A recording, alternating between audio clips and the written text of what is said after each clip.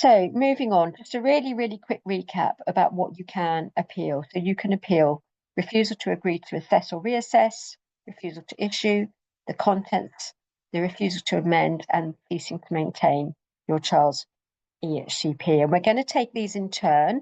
We're going to look at them in more detail, and then we're going to look at the way you actually do the appeal, because it's pretty well the same for all of these 5 areas. There are little differences, but it's pretty well the same.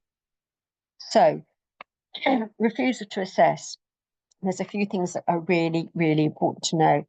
Every request for an EHCP assessment must be considered.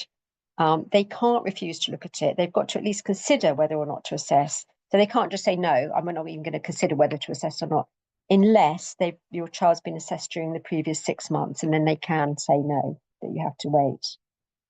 What they're doing in an assessment is they're determining whether or not it's necessary for SEND provision to be made by an EHCP, or whether they think it could be made without the EHCP.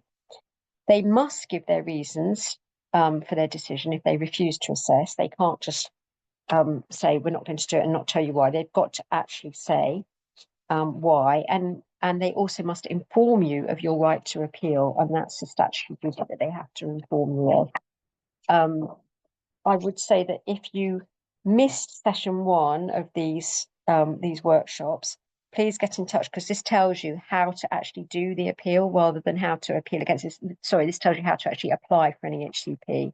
And if you miss that session, I'm sure I can send you the information from it, which will be really helpful, because we're not going to look at that in detail again now.